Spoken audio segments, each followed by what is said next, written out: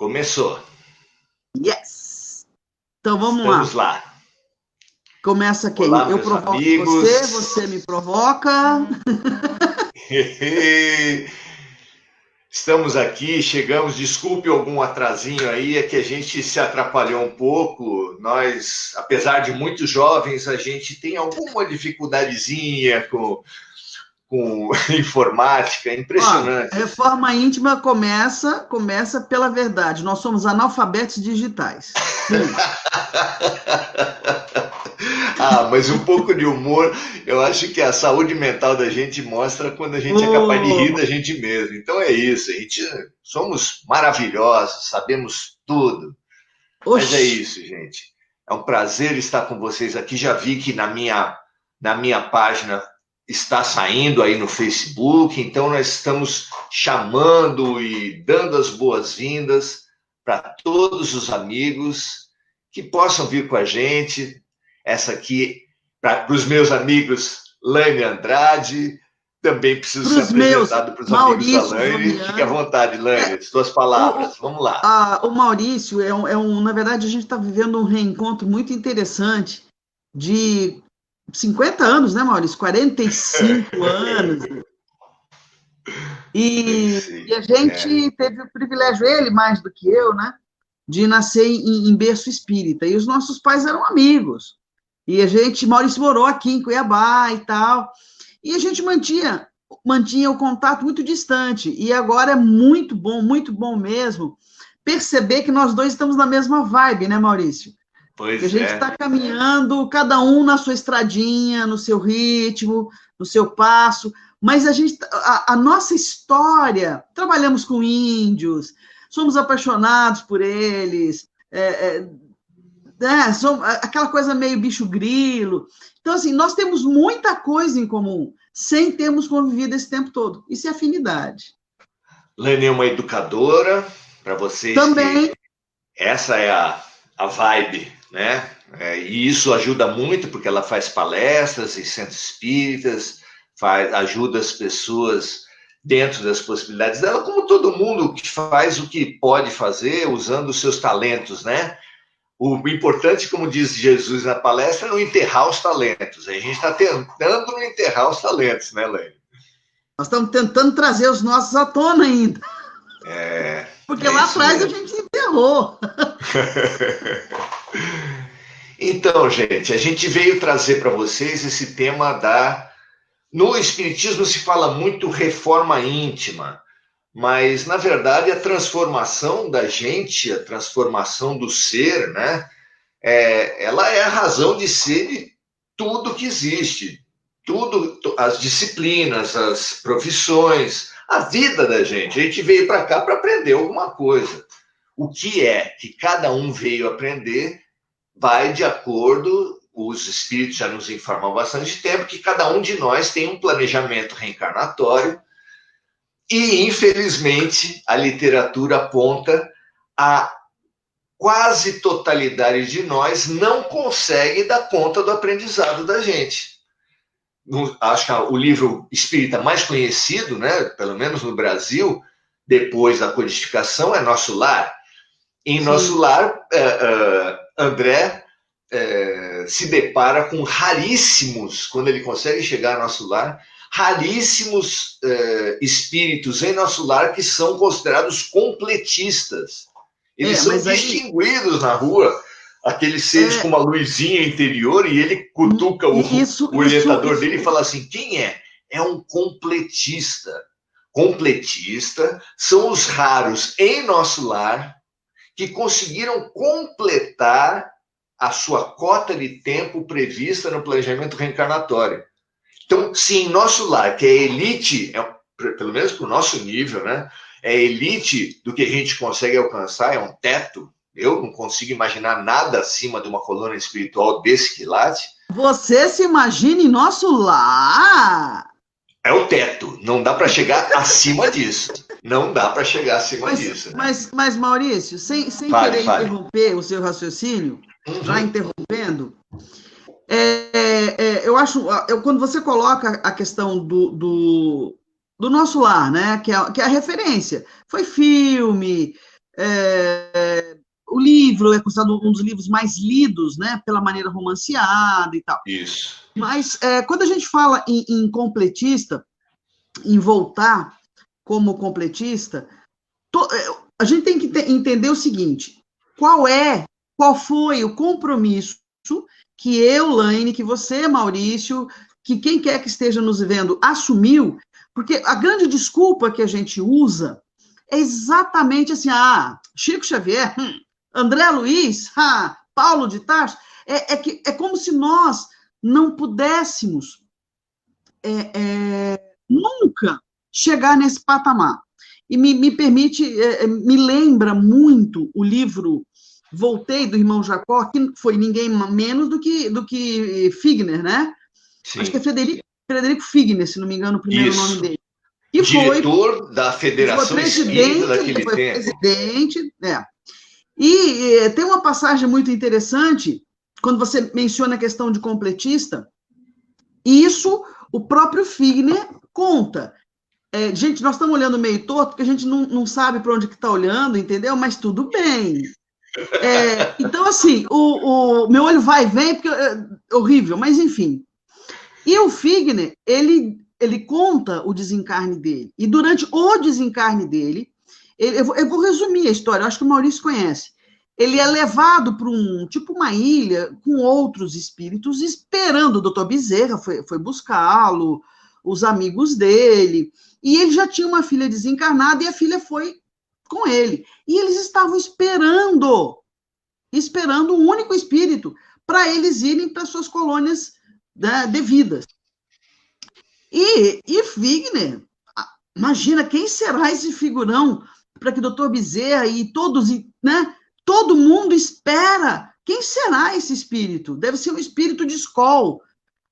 E aí, eis que aparece ninguém menos do que uma simples professora primária para o mundo invisível, mas que vinha como completista. E de uma humildade tão grande que do peito dela saía essa luz que o Maurício fala, dos completistas, né? E quando ela percebe que ali nem o Figner tinha essa luz, quando ela percebe que ela era a única, ela tenta esconder a própria luz. E aí eu imagino o que o Figner fez, né? O que eu faria, pelo menos. Ao ver uma pessoa com uma luzinha no peito, a primeira tendência da gente é...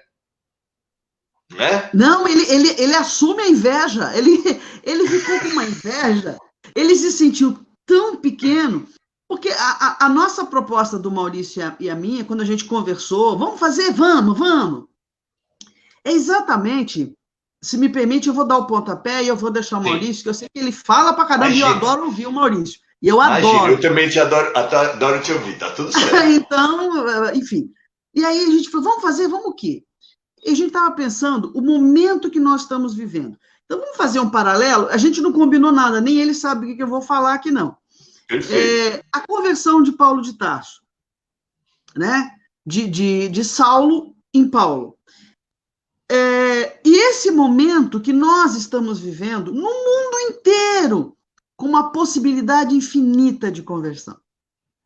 Então, o que a gente está fazendo? Eu não digo nem a conversão a lá Saulo, a lá Paulo, porque talvez nos falte a disciplina que ele tem, nos falte a fé, nos falte algum dos atributos dele, mas dentro dos nossos atributos, dentro das nossas possibilidades, o que será que eu estou fazendo de proveito desse momento que eu estou vivendo o meu deserto, né, que eu estou às portas da minha Damasco? O que é que eu estou fazendo desse momento? Vai que é sua, Tafarel. Eu acho essa questão do completista, eu acho que é muito interessante. Eu acho que precisa explicar um pouco melhor para as pessoas o que acontece. Nós somos eu comparo cada um de nós com uma bateria, por exemplo. A bateria, ela recebe uma carga de eletricidade e aquilo dá uma vida útil para aquela bateria. Então, todos nós somos uma porção de matéria que recebe uma carga de energia exatamente necessária para cumprir o nosso planejamento reencarnatório. Então, que nós dissemos que precisaríamos. Não, eu aguento, eu preciso de uma bateria de 10 anos, 50, 70. Isso.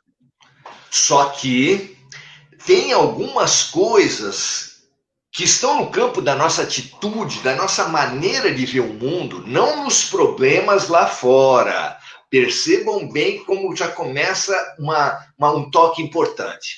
Nada que acontece lá fora pode diminuir a nossa carga de bateria. Nada. Você pode viver tudo o que tiver que acontecer, nada diminui a tua carga. Mas a atitude com que você vive, o que passa a sua vida, o que acontece à sua frente, faz com que você perca carga da sua bateria. E aí tem um exemplo fantástico de Belarmino Bicas, no livro Crônicas de Além Túmulo, de Humberto de Campos, psicografia de Chico Xavier. Humberto vai num evento qualquer no mundo espiritual, encontra Belarmino, Belarmino se aproxima de Humberto e fala assim, você que está escrevendo lá para a Terra, você ainda está... estou escrevendo. Você, assim que puder, conta a minha história para o povo lá embaixo. E a história de Belarmino Bicas é uma crônica de poucas páginas, composta exclusivamente de números, da quantidade de vezes que ele entrou em crise de mau humor. É impressionante. Só tem lá, ele teve tantas crises de mau humor com o leiteiro, com o motorista do ônibus, com o vizinho, com a sogra, com a irmã, com o filho, com o neto. Ele faz uma longa lista que dá mais de 5.000 crises de mau humor que ele teve na vida dele, porque aquele era um traço típico dele. E ele falou, conta para o pessoal, porque eu perdi 22 anos da minha programação reencarnatória.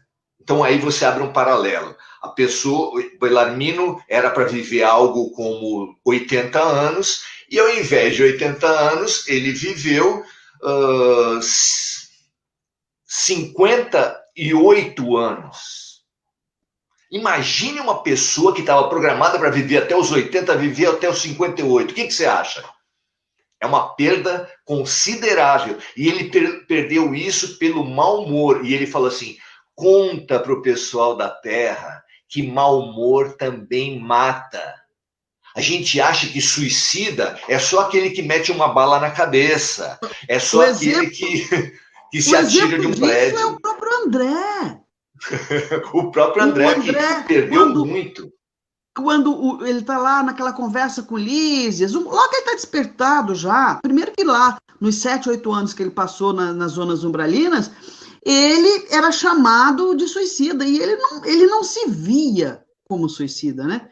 Porque ele não tirou, aliás, ele, numa conversa com o doutor Henrique, lá já resgatado pelo Clarence, ele fala assim que, como, eu não sou suicida, irritado. Não, eu não sou suicida. E aí o médico, todo tranquilo, fala para ele, olha, meu irmão, o suicídio, quando você comia desregradamente, a sua sífilis, a vida sexual desregrada, né? A sua sífilis mal curada, todo o seu problema, o seu câncer do intestino, ele veio disso, das suas atitudes assim, assim. E aí começou a elencar, e ele começou a murchar que nem uva passa, né? É que nem quando a gente faz, quando a gente assiste uma palestra, ouve uma palestra, e é interessante porque é sempre assim, né? Olha, eu ouvi uma palestra, Maurício, achei a sua cara, lembrei de você. Nunca é para mim. Nunca é para mim. E essa murchada que você está falando, ela é fundamental, porque a história humana, nas diversas culturas, mas principalmente no mundo ocidental, é de um desprezo quase que absoluto ao suicida, minha gente. Não só um desprezo ao suicida, mas a toda a família de um suicida. Os relatos, principalmente antigamente, são que, por exemplo, se tem um suicida na minha família e eu estava para casar, casamentos são desfeitos, porque a minha irmã, ou o meu irmão se matou. A família cai em desgraça. Não podia ser enterrado em Campo Santo, porque o suicida não tinha nem o direito de ser enterrado. Então, a atitude com que o ser humano lida com o suicídio é de uma tal arrogância que eu vou dar um depoimento particular para vocês. Um trabalho lá no Centro Espírita que eu frequento, Semente de Luz, na João Ramalho, 158, em São Vicente, estão todos convidados assim que a gente puder retornar. Num trabalho lá, uma semana depois do filho de uma amiga muito querida minha haver se lançado de um prédio, numa tragédia terrível, esse espírito falou, e ele estava do meu lado: foi preciso que um de vocês morressem para a gente poder entrar. Eu fui um suicida. Junto comigo tinha centenas aí na frente do centro e a gente não conseguia entrar. E não era por nenhuma diretriz dos luminares da casa, era pelo preconceito dos trabalhadores. Aí vocês vão falar: ah, mas espírita tem preconceito? Nós, trabalhadores, impedíamos os suicidas de serem atendidos na casa espírita. Olha para onde vai o negócio. Então é fácil a gente falar da cultura de uma outra religião. Ah, era o catolicismo que não deixava enterrar em Campo Santo. E nós? Viemos de onde? De Marte? Alguém aqui acha que nunca foi católico? Alguém, nessa vida mesmo, e em outras vidas, então a gente trouxe para cá essa cultura religiosa, e isso é extremamente segregador dos irmãos suicidas.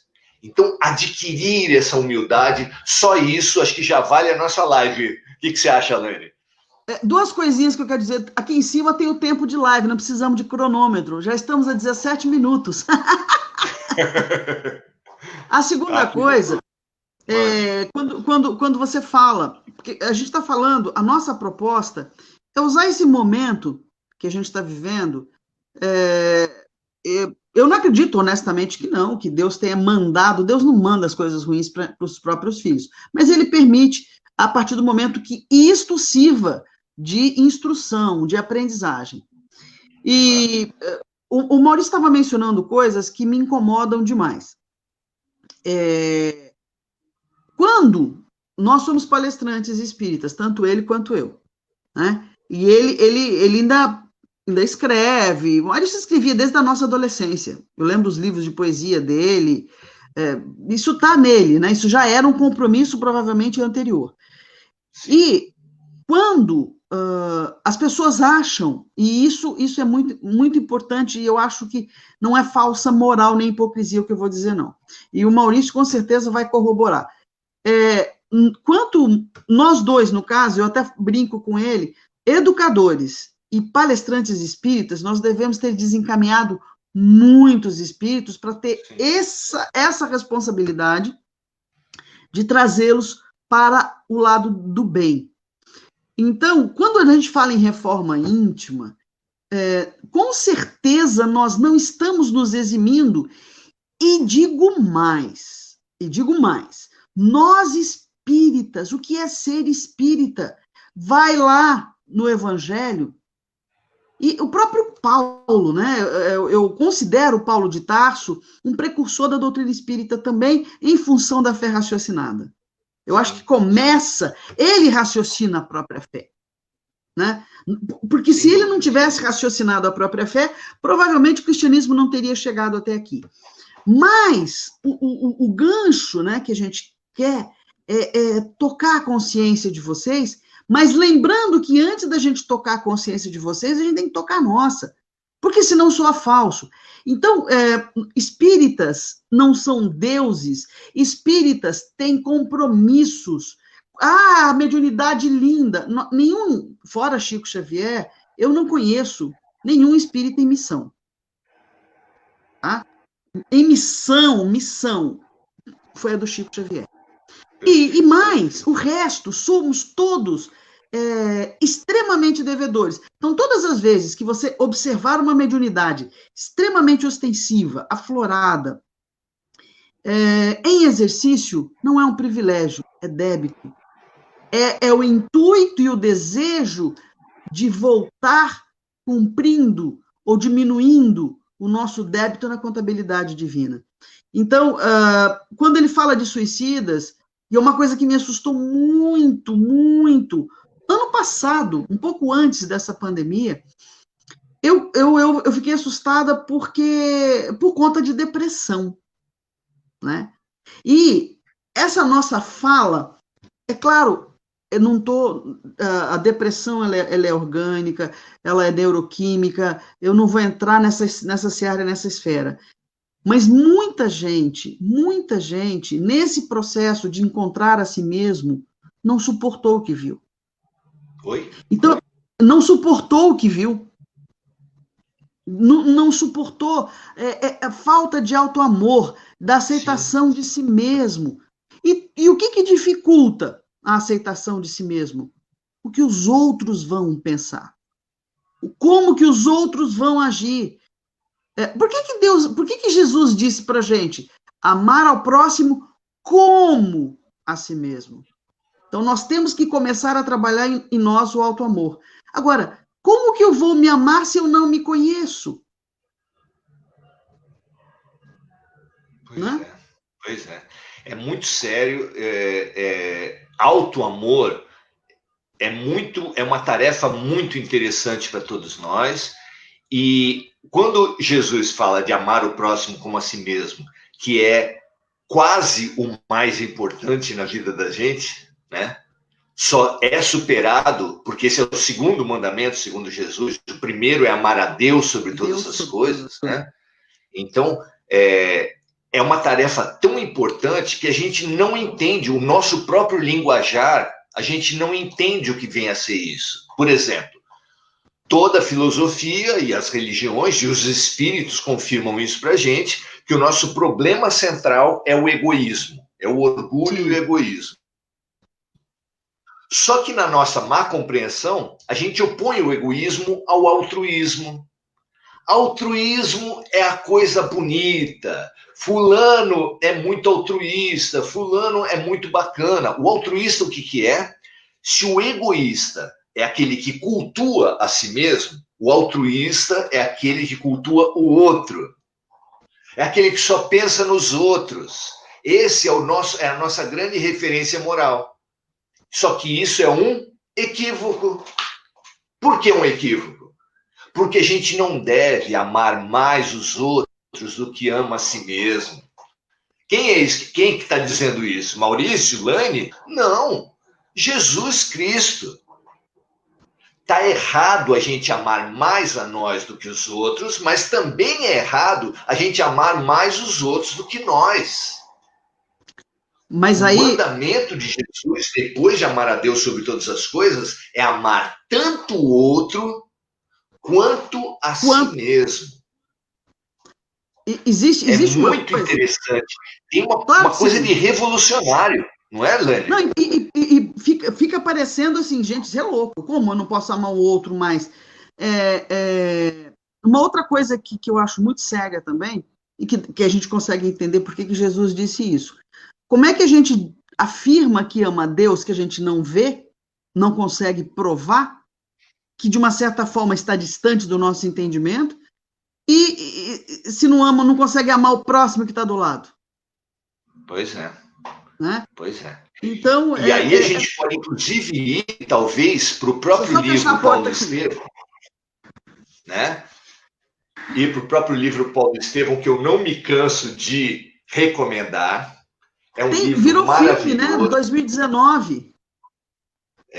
Melhor Eles iam lançar. romance, na minha concepção, melhor romance espírita que já foi escrito. Eu só não posso falar com uma palavra final, porque eu não li todos os romances espirituais no mundo. Mas todos os que eu li, dos que eu li, esse é o melhor. E olha que há 2000 anos é fantástico, 50 anos, todos os romances de Emmanuel são lindos, mas Paulo Estevam é fantástico. E nesse livro, renúncia, maravilhoso. Pois é. Mas nesse livro, linkando com essa questão do amor ao próximo como a si mesmo, Paulo, ainda Saulo, no início da sua vida, ele deixa claro para o seu amigo Sadoc que a sua visão de mundo era: Roma é uma civilização genial do ponto de vista militar.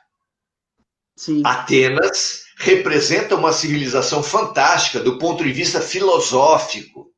E porque Saulo também, foi criado numa das maiores universidades no mundo antigo, na cidade de Tarso, que era riquíssima, era referência, uma das muitas referências no mundo ocidental. Então ele aprendeu muito de filosofia helênica. Ele conhecia falava muito várias línguas. Oi? Fale. Ele falava várias línguas. Pois é. Então ele falava assim: Roma, referência militar do mundo. Atenas, referência filosófica. Mas Jerusalém é a referência religiosa do mundo. O meu objetivo, dizia Paulo a Sadoc, isso você vai ver no próprio livro Paulo Estevão, o meu objetivo é mostrar a preponderância, a ascendência de Jerusalém sobre Atenas e sobre Roma. E isso representa lindamente um projeto de vida. De quem?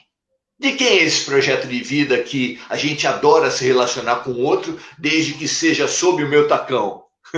Desde que seja sob a minha dominação, eu me relaciono para me exaltar e humilhar o outro. De quem é esse projeto de vida? Não é? A cada um aqui, eu fazendo essa pergunta, alguém deve estar imaginando a sogra, o irmão, um vizinho, um corintiano, alguma pessoa, porque o inferno são os outros, ironiza Jean-Paul Sartre. Sartre é um filósofo francês que tira muito sarro da gente, falando assim: o inferno são os outros, o problema são os outros. Politicamente, por exemplo, o Brasil está rachado entre os vermelhos e os verdes. Os vermelhos têm certeza que o problema do Brasil são os verdes, só que os verdes também têm certeza que o problema do Brasil são os vermelhos. E enquanto um acha que o problema é do outro, o Brasil vai melhorar? O casamento vai melhorar enquanto eu achar que o problema do meu casamento é o meu cônjuge, porque o meu cônjuge vai pensar o mesmo? Quando? Nunca nada vai melhorar enquanto você não assume a sua responsabilidade. Você não sai dessa ilusão que é pensar que o inferno são os outros, o problema são os outros. É mentira. O problema da nossa vida não são os outros.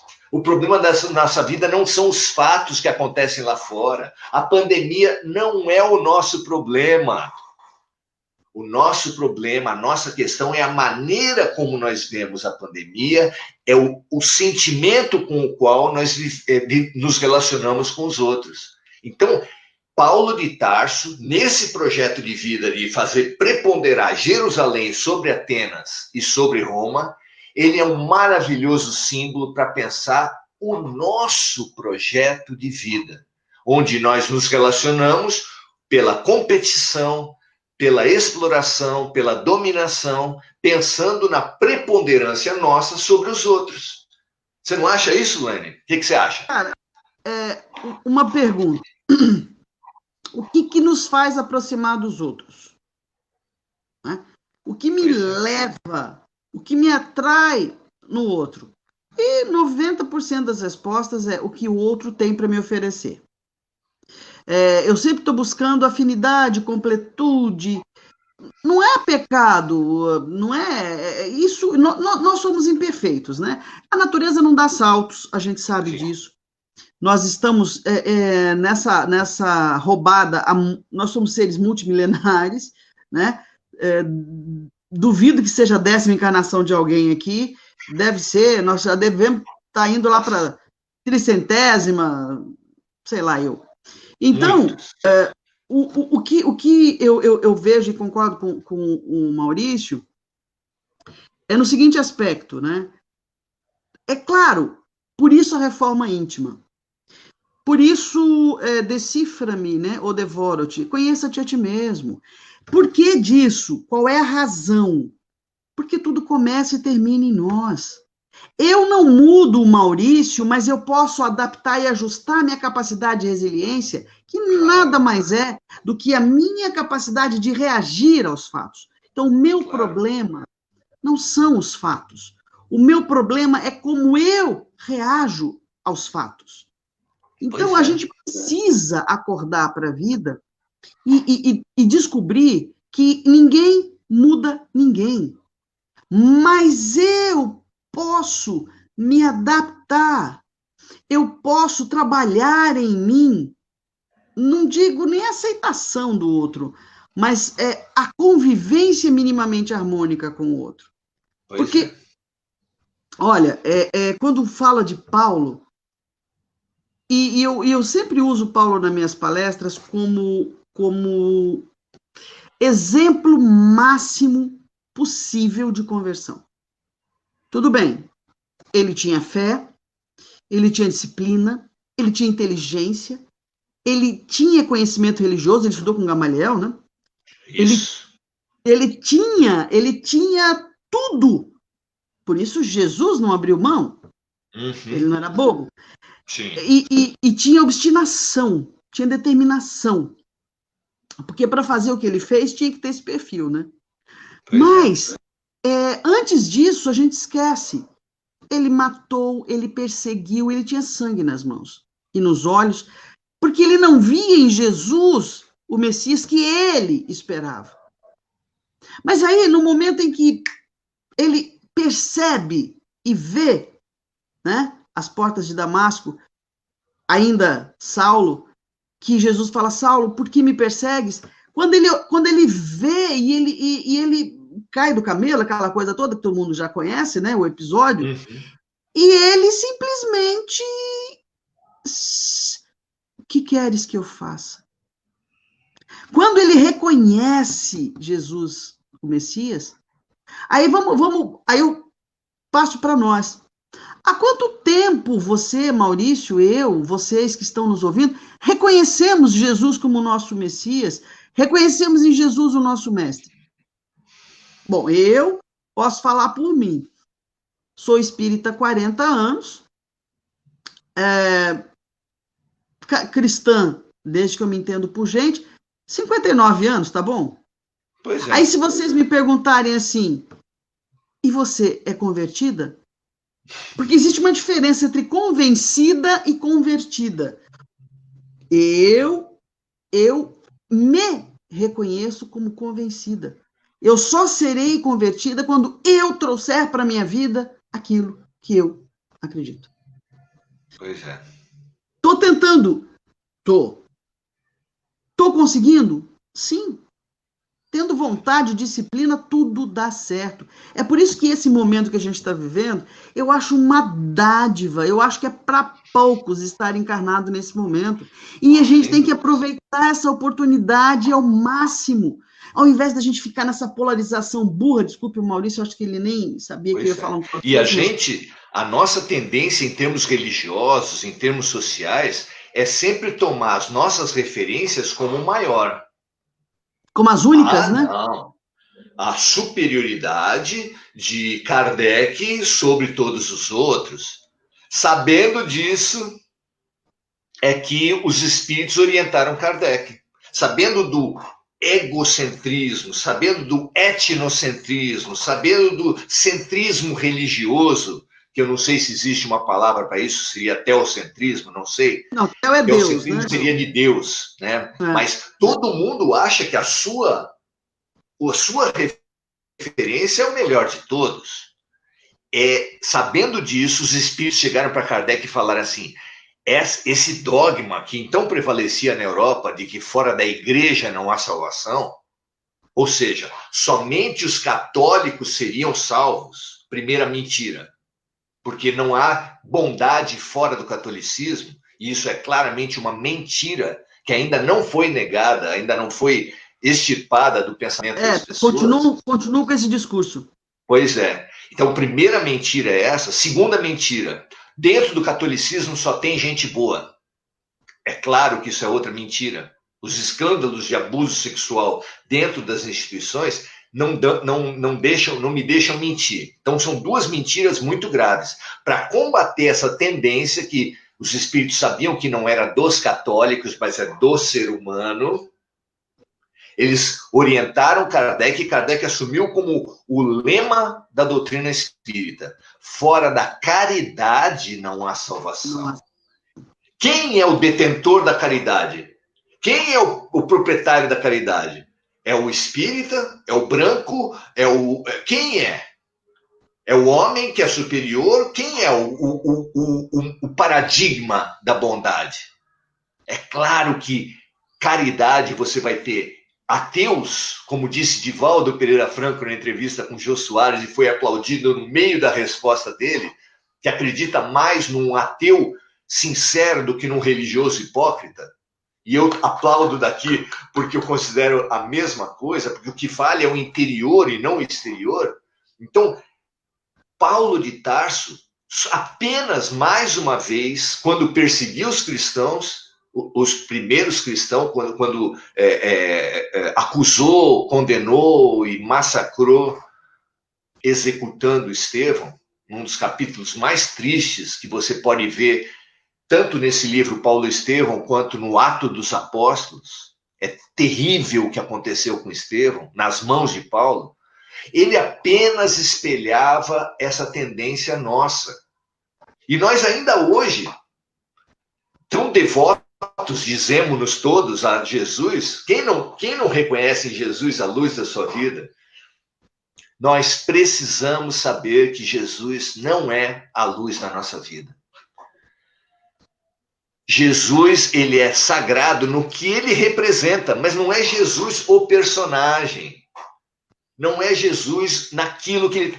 Jesus e Deus são importantes na nossa vida naquilo que está revelado na carta de João. Deus é amor. A referência vivencial para todos nós não é uma pessoa, porque isso também é idolatria. Não é nem mesmo Deus, como um velho barbudo lá da Capela Sistina que está pondo o dedo para o ser humano. A nossa referência, o personagem central, o norte das nossas vidas, é o amor. É pro amor que a criança, pelo amor que o bebê chora. É pelo amor que o moribundo anseia no seu momento supremo. É o amor que faz crescer as plantas, é o amor que faz brotar os animais, que faz emergir o melhor, brilhar o pelo dos animais no cio. É o amor o sentido da vida da gente. Nem Jesus apenas simbolizava Deus, e esse Deus que é o amor.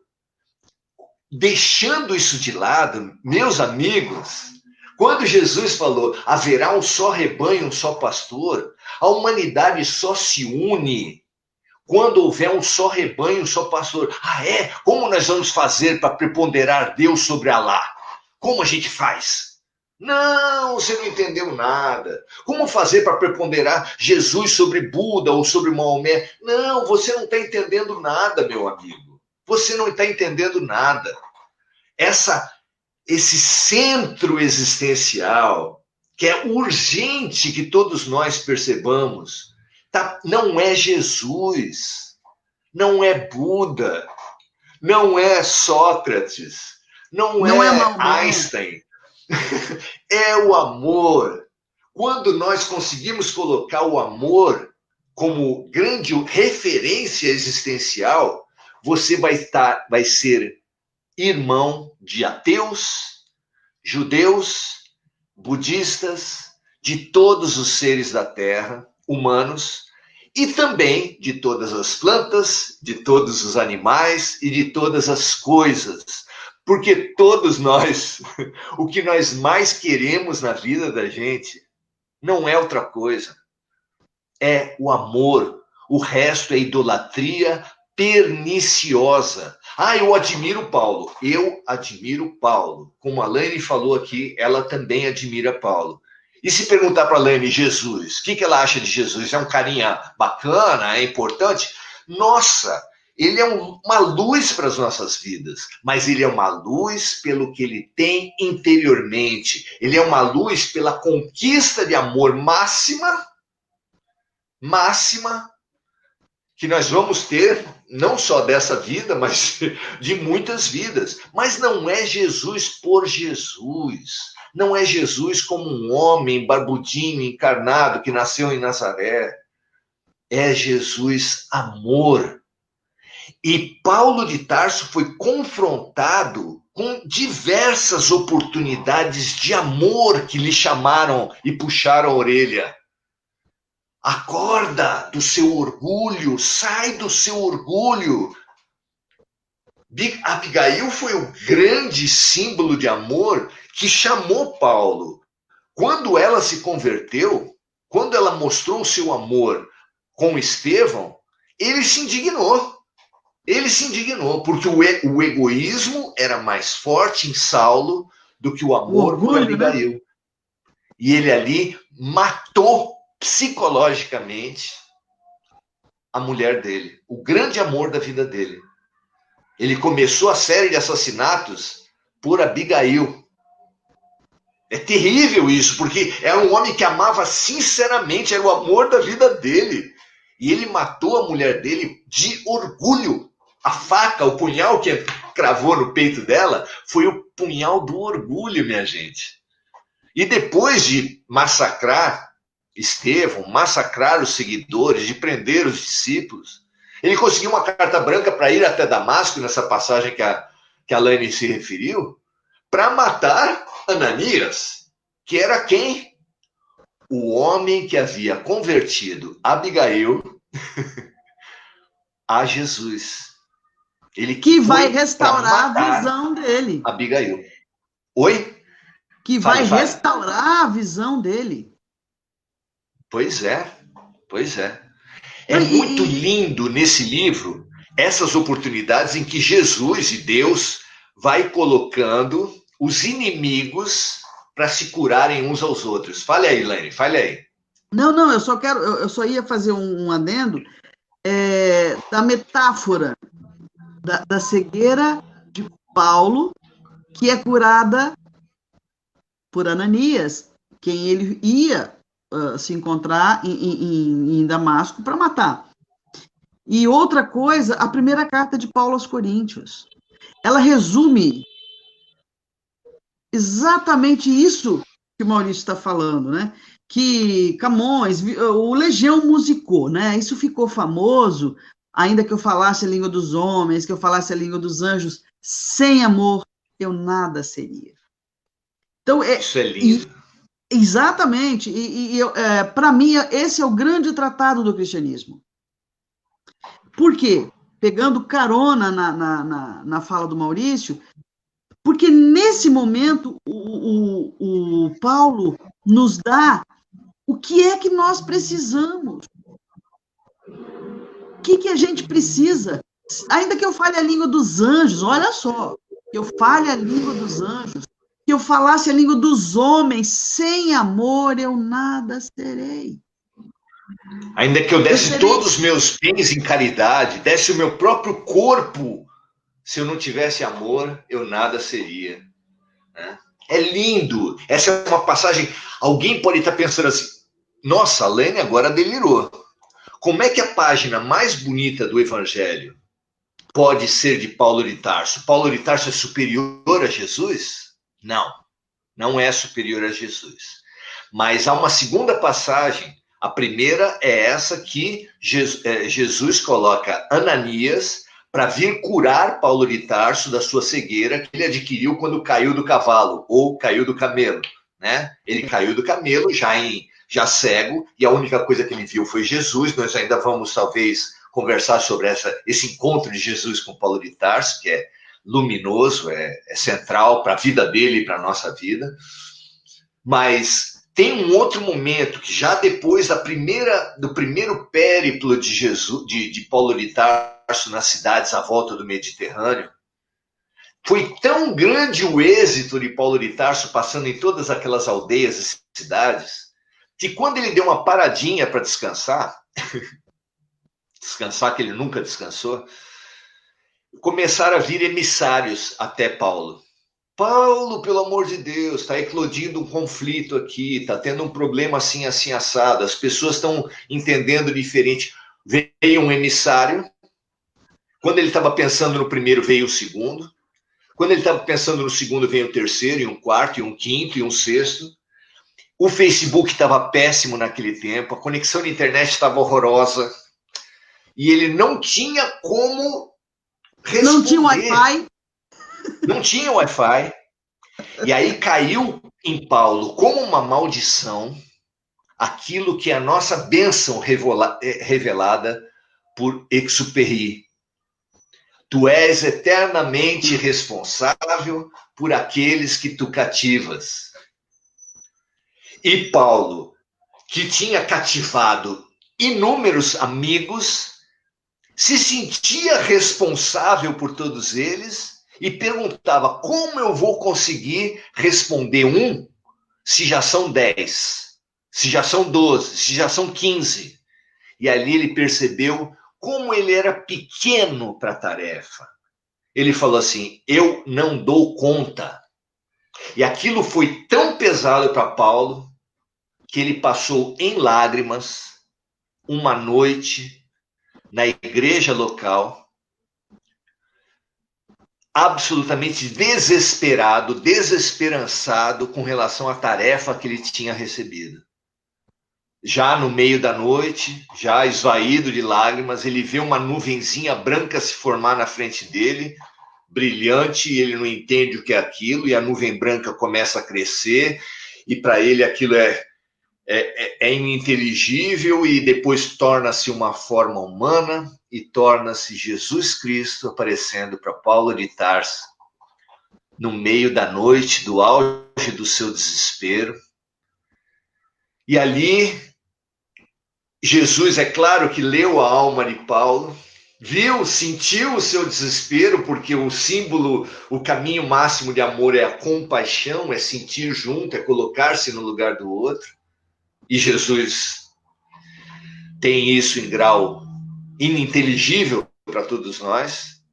Ele falou, Paulo, você usará os dons do Espírito para resolver essa sua questão. Paulo adorou a frase, mas entendeu lhufas. Como assim? A partir de agora, você escreverá cartas. Porque isso não está no livro, esse é o entendimento da gente entendendo a consequência daquilo.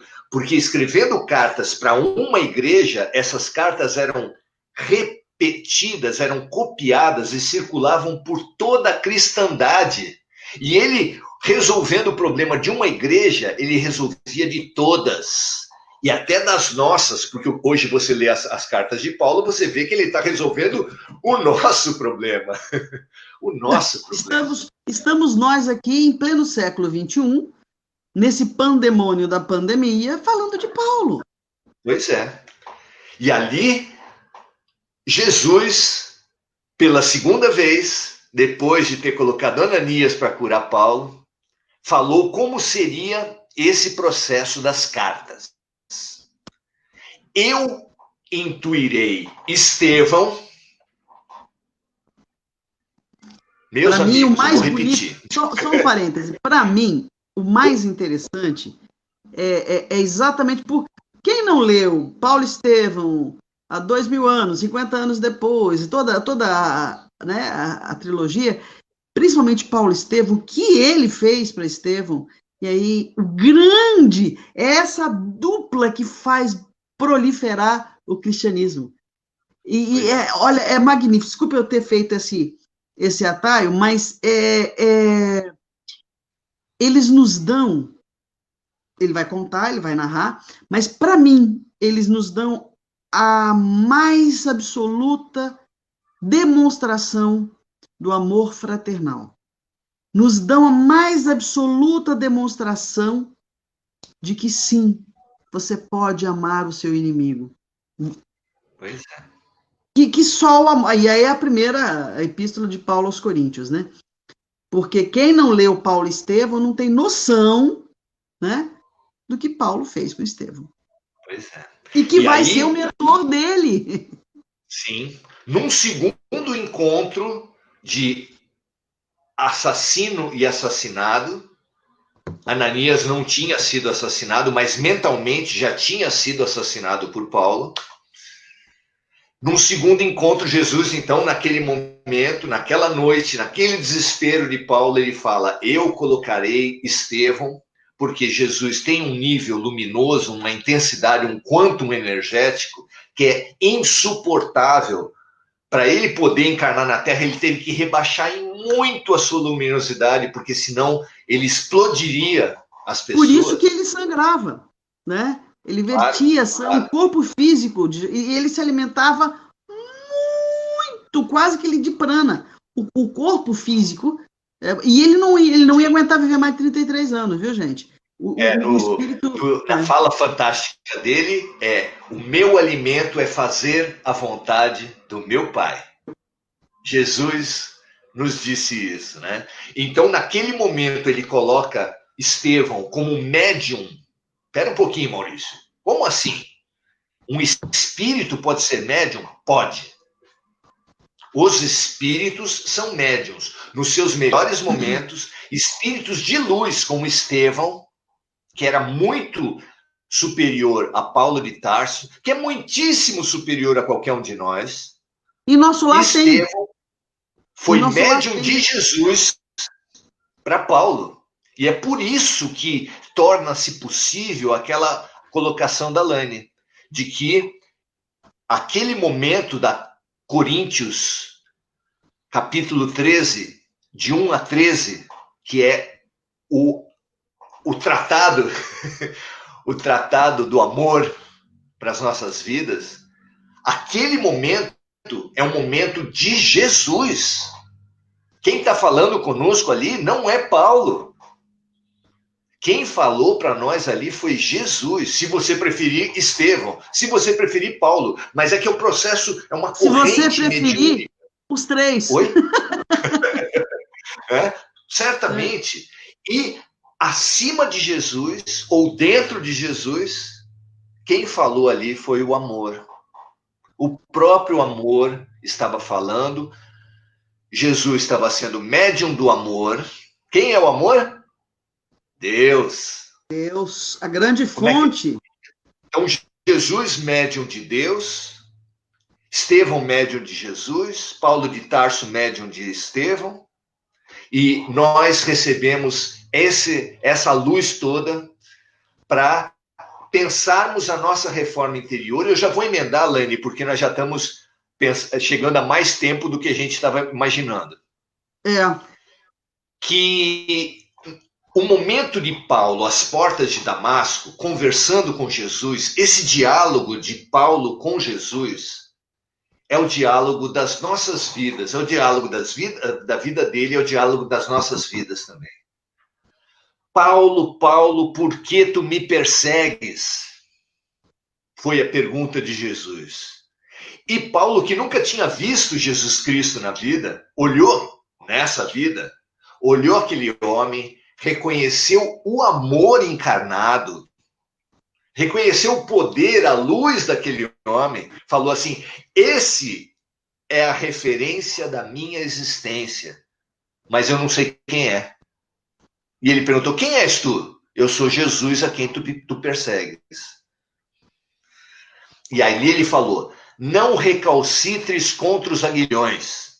E aí é dessas passagens da Bíblia que ninguém tem de patavina, né? Porque recalcitrar e aguilhões, ninguém... Você ouve, acha bonito, faz cara de que inteligente, mas entender, ninguém tem de patavina. E aí a gente vai dar um Google, né? E vai entender o que é um aguilhão. Aguilhão era uma espécie de lança usada pelos pastores, que cada vez que saía uma res, uma ovelha, um bode, saía do rebanho e ameaçava se perder, ele dava uma cutucada na res para ela voltar para o rebanho. E já era voz corrente, já era super conhecido no judaísmo que as dores para a humanidade, as dores têm a função do aguilhão, por isso era um sinônimo. Aguilhão era sinônimo de dor. A dor era Deus cutucando a gente para a gente voltar ao caminho, porque só tem dor na vida da gente quando a gente sai do caminho, e a dor vem para a vida da gente para voltar para o caminho. É lindo, só isso é fantástico. E ele fala, não recalcitres contra os aguilhões. Recalcitrar é teimar, é resistir, é brigar com a vida. E aí surge uma pergunta, você briga com a vida? Você se queixa de alguma coisa na tua vida? Você consegue passar 1 hora sem se queixar e criticar alguém? Nós recalcitramos contra os aguilhões. Nós brigamos com a vida, brigamos com os fatos, brigamos com as pessoas. Então, quando ele fala, Paulo, não recalcitres contra os aguilhões, ele está falando para nós, que oramos todos os dias para acabar com a pandemia, para descobrir a vacina mais rápido, para tirar os problemas, para tirar o segundo, como é que se fala? As mensagens espirituais estão falando do segundo ceifador, que pode vir agora, que quase certo que venha. Nós queremos o afastamento das dores. O que é isso? Recalcitrar contra os aguilhões. Deixa eu pegar o verado aí. A todo momento o afastamento dos problemas. Não é isso que a gente faz nas orações? Vamos lá, Lene. Não, o pior. A gente quando reza, Senhor, dai-me paciência, Senhor, aumentai a minha fé. Quando vem um aguilhão, né, que é o momento de você perceber o que você já cresceu e o que ainda falta caminhar, você reclama. Pois é. Recalcitra. Pois é. Exatamente. É o queixismo. Nós somos queixadores, queixistas, queixólogos. Nós somos profissionais nisso. O inferno são os outros, o problema são os outros, a Lânia que é o problema da minha vida. E com base nisso você não cresce. Porque quanto eu posso mudar do comportamento dos outros? Zero. E aí eu fico imobilizado. Se o meu problema na minha vida são os outros e eu não posso mudar os outros, eu não posso mudar a minha vida. Essa é a realidade. Essa é a nossa prisão mental na qual nós temos permanecido em todos os tempos. Paulo, quando foi confrontado com o tamanho do seu erro, confrontado com o tamanho da sua estupidez, do seu orgulho, ele não se queixou que a mãe gostava mais do irmão dele. Não. Ele não falou de conjunções astrais. Ele não falou nem da Dilma, nem do Bolsonaro. Não falou. Ele não se queixou de ninguém. Ele só perguntou para Jesus, que queres que eu faça? Não justificou, não deu desculpinha, não fez mimimi. Que queres que eu faça? Já foi imediatamente para reparação, se propondo para o trabalho maravilhoso. Então, como síndrome, eu acho que esse diálogo é absolutamente visceral para a nossa reforma íntima. A pandemia está mostrando para nós. Você, Maurício, você usava mal as tuas relações. A vida te abstém das relações através do isolamento social para você repensar a tua atitude nas tuas relações e voltar outro. Voltar outro. Esse é o convite da vida. O que a gente faz? Não, tira esse isolamento, tira esse negócio, eu não quero mais usar máscara, eu não faço mais nada. Briga com a vida de novo. Que é o convite do Paulo. Deixe o homem velho morrer para que o novo surja. Graças a Deus, assim seja. Então, nós hoje temos esse convite, eu acabei me propondo várias vezes e não falei.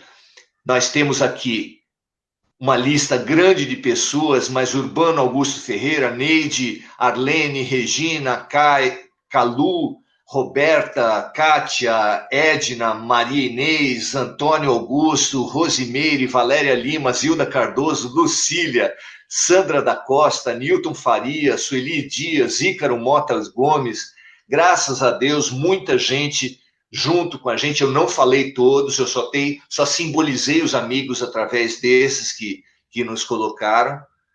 E talvez, Laine, não sei o que você acha, a gente pode dar uma percorrida lá na página do Face e ver se alguém traz alguma questão que a gente pudesse tocar. O que você acha disso?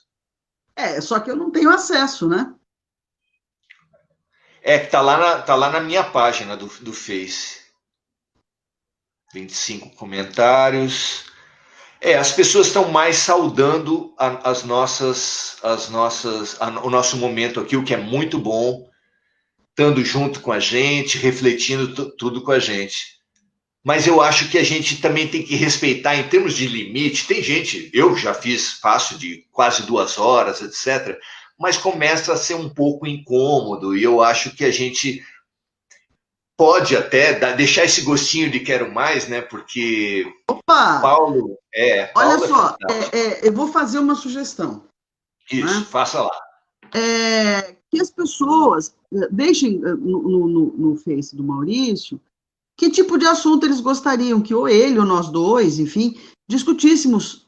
Podia ficar os nossos sábados esse horário, né? Que aí as pessoas já se habituam e a gente pode discutir isso.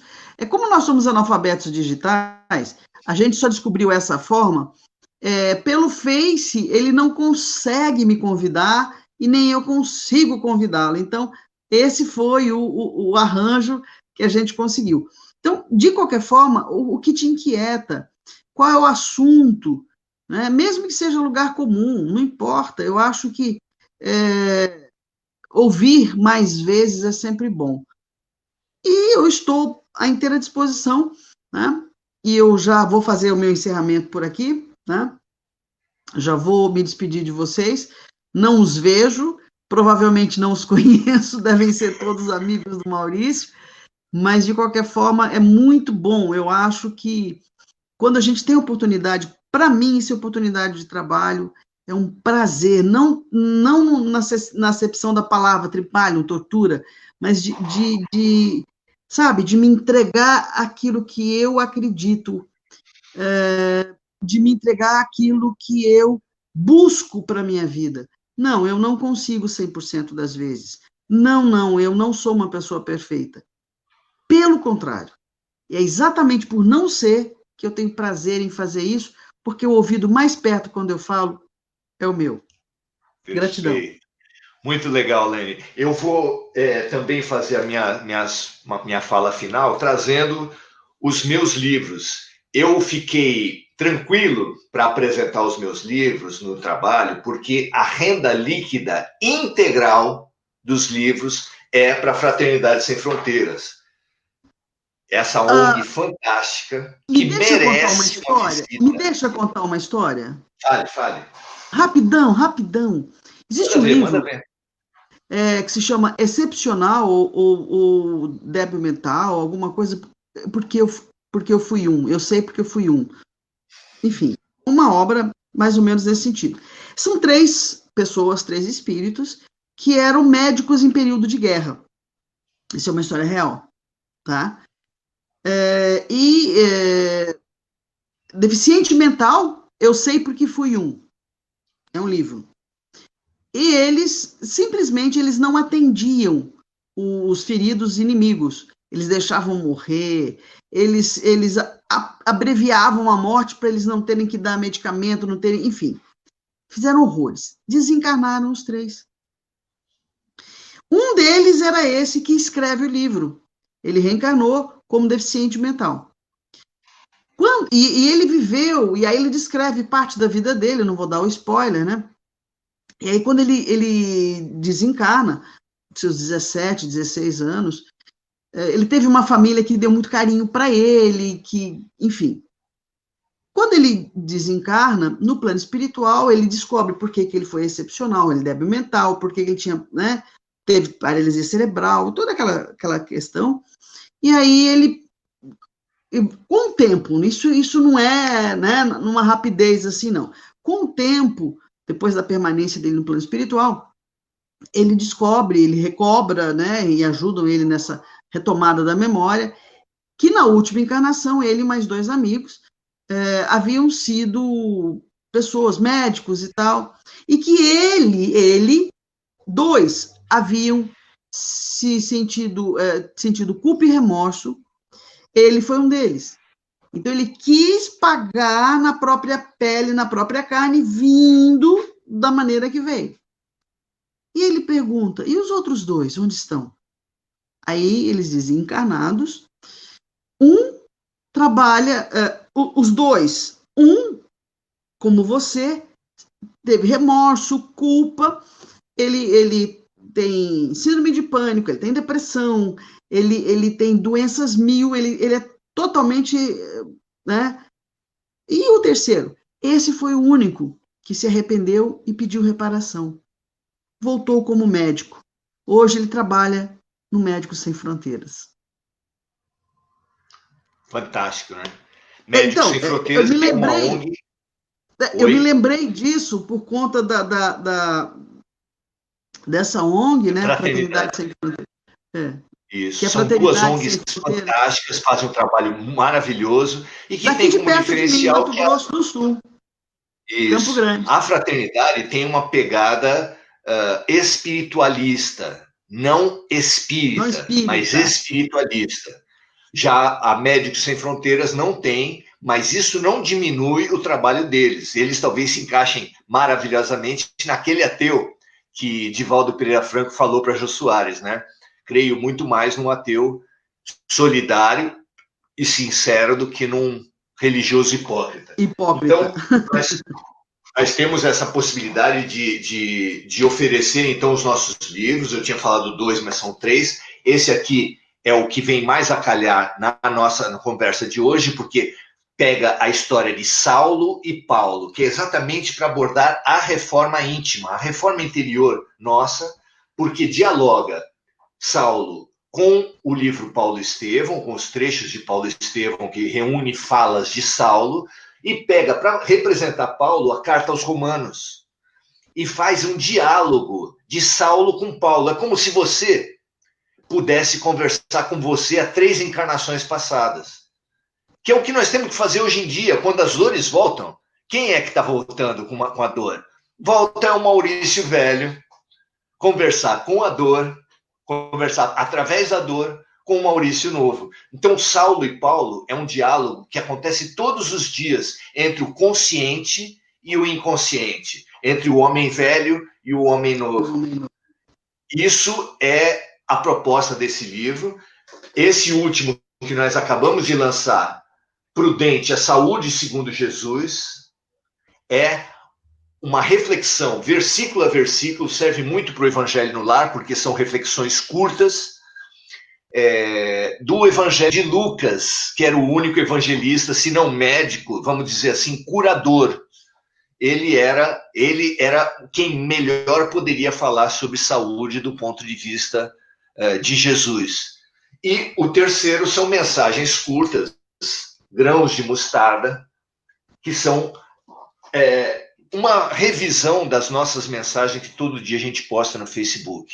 Então, a gente termina esse nosso encontro com um agradecimento, em primeiro lugar, para a Elaine, para a Laine, para os amigos que nos ouviram hoje, que dedicaram essa hora para conversar conosco, e com os amigos espirituais, que eu imagino que a duras penas tentam direcionar a gente para espelhar, para refletir a luz que vem lá de cima, não só nos nossos óculos, que o reflexo aparece aí, mas trazer para vocês a melhor luz possível. Então, isso aqui foi um encontro possível, não é um encontro de luz, porque nós não somos seres de luz, mas foi um encontro possível que Deus permitiu acontecer entre os amigos encarnados da Laine, os amigos encarnados do Maurício, os amigos espirituais de todos nós, com os amigos espirituais de todos os amigos encarnados. É uma rede, é um trabalho bonito que se estabeleceu aqui e que a gente agradece muito todos nós nos termos dedicados a esse encontro, que eu espero que tenha inspirado cada um de nós nas nossas tarefas de transformação interior.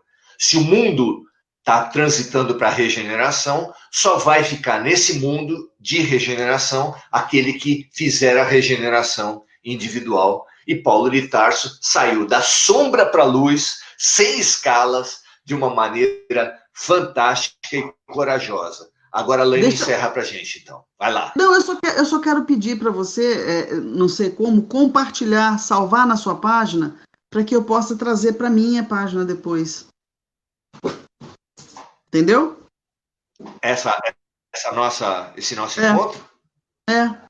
Ele fica lá, ele vai ficar lá. Ele já está lá, como toda live, e ele vai ficar lá. Então, daí eu chego e compartilho para a tua página, tá bom? Beleza. E peço aos amigos também, se você acha que essa live pode servir para alguém, compartilhe, entra na página, no canal de YouTube da Laine, que é Laine de Andrade e Silva também?